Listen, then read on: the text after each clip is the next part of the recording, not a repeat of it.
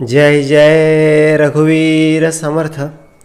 समर्थांनी आपल्या मनाच्या श्लोकांमध्ये सांगूनच ठेवलेलं आहे, जनी सर्व सुखी असा कोण आहे, विचारे मना तुची शोधून पाहे.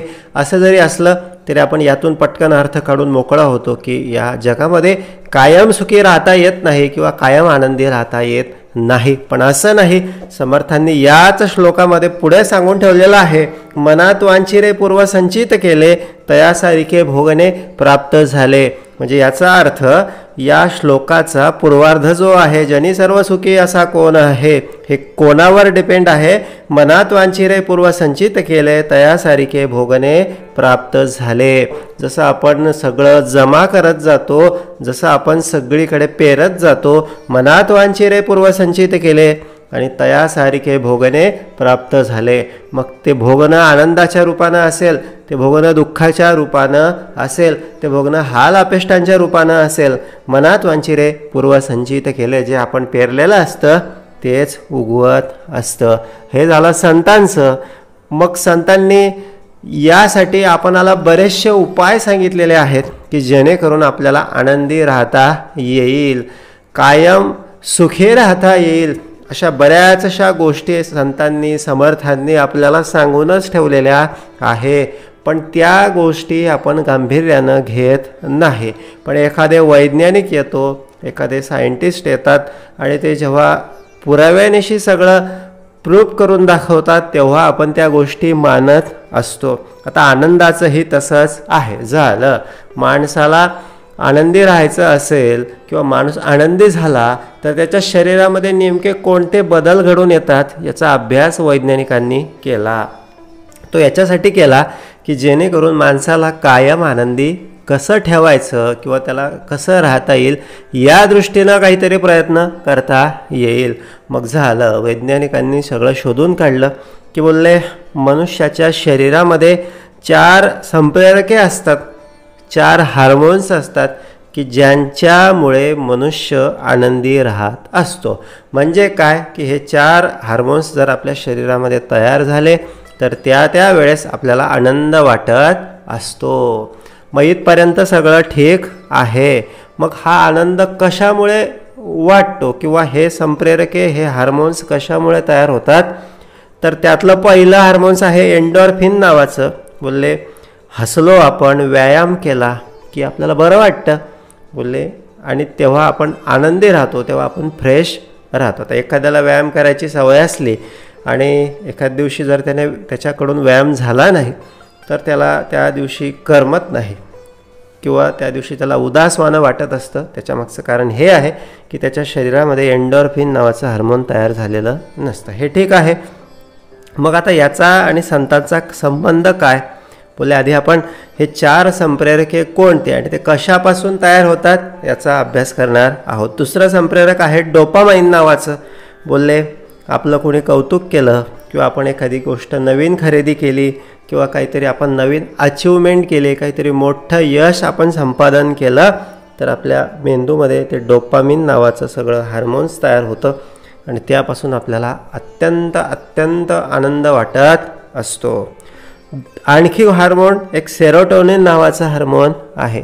ते जेव्हा तयार होतं, ते जेव्हा स्रवलं जातं तेव्हा देखील आपल्याला आनंद वाटत असतो.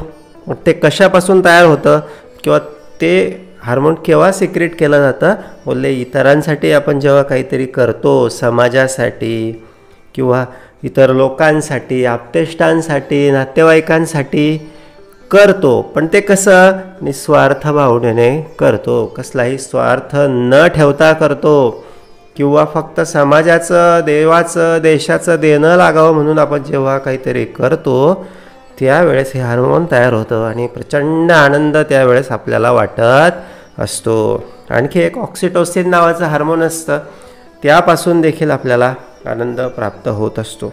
मग हा आनंद केव्हा, बोलले आपण कोणाशी तरी प्रेमाने वागलो, कोणाशी तरी आपुलकी आपण तयार केली, कोणाशी तरी जवळीक तयार केली, कोणाला तरी जीव लावला, कोणाला तरी आलिंगन दिलं, या सगळ्या गोष्टींपासून ऑक्सिटोसिन नावाचं हार्मोन तयार होतं आणि आपल्याला आनंदी वाटत असतं. हे सगळं वैज्ञानिकांनी सांगून ठेवलेलं आहे.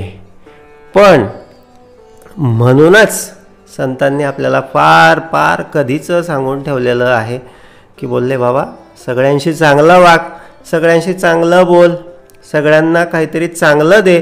मना चंदनाचे परी त्वा झिजावे, परी अंतरी सज्जना निववावे. बाबा चंदनासारखं स्वतः झीज आणि निस्वार्थ भावनेतून समाजाची, देशाची किंवा इतरांची मदत कर, सहकार्य कर, इतरांवर प्रेम कर, इतरांशी आपुलकीने वाग, तर तुला आनंद मिळेल.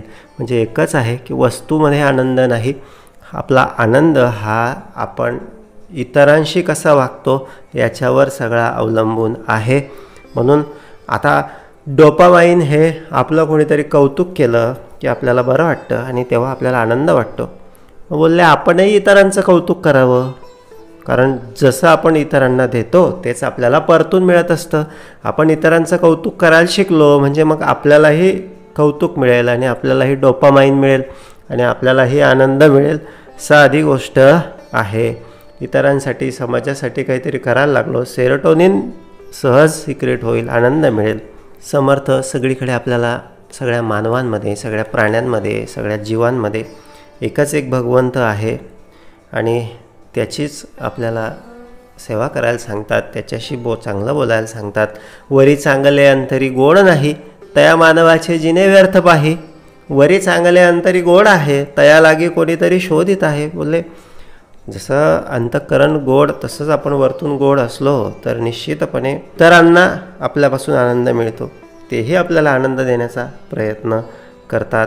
म्हणून समर्थांनी, संतांनी हे फार पूर्वीपासून सांगून ठेवलेलं आहे. बाबा रे, आनंद मिळवायचा आहे, या जीवनामध्ये सुख प्राप्त करायचं आहे, शांती प्राप्त करायची आहे, तर बोलले फारसं वस्तूंच्या मागे किंवा फारसं संपत्तीच्या मागे न धावता काय करायला पाहिजे. बोलले भला रे भला, बोलती ते करावे, बहुता जनांच्या मुखे यश घ्यावे. बोलले आपल्याला भलं म्हणतील, आपल्याला चांगलं म्हणतील, एवढं जरी केलं ना तरी जीवन जगण्यासाठी जो आनंद आवश्यक असतो तो सहजगत्या आपणाला प्राप्त होत असतो. म्हणून आपण एकच करावं. बोलले दिनाचा दयाळू, मनाचा मवाळू होऊन जावं, स्नेहाळू व्हावं, इतरांवर स्नेह करावा, कृपाळू करावी. कृपाळू व्हावं म्हणजे काय, कोणीतरी चुकलं ना, कोणीतरी आपल्याला काहीतरी बोललं ना, कोणी जाणून बुजून आपलं काहीतरी नुकसान केलं ना, तरी आपण काय व्हावं, कृपाळू व्हावं. जनी दास पाळू. आणि किती काही झालं तरी तया अंतरी क्रोध संताप कैसा, तरी क्रोध संताप करू नये. आणि असा जो आहे ना, जगी धन्य तो दास सर्वोत्तमाचा, हे समर्थांनी कधीच 400 वर्षांपूर्वी लिहून ठेवलेलं आहे. बाबा रे, हे कशासाठी, इतरांसाठी नाही. हे आपल्या डोक्यामध्ये डोपामाइन, आपल्या डोक्यामध्ये सिरोटोनिन, आपल्या डोक्यामध्ये हे सगळे हार्मोन्स, डोपामाइन, ऑक्सिटोसिन हे सगळे तयार व्हावे म्हणून. एंडॉर्फिन, बोलले काहीतरी व्यायाम केला, हसत राहिलो तर हे एंडॉर्फिन तयार होतं. समर्थांनी कधीच सांगून ठेवलेलं आहे, दिसा माझी काहीतरी ते लिहावे, प्रसंगी अखंडित वाचित जावे. बहु खेळ खोटा, सदा लस्य खोटा. बोलले जास्त आळस हा खोटा आहे.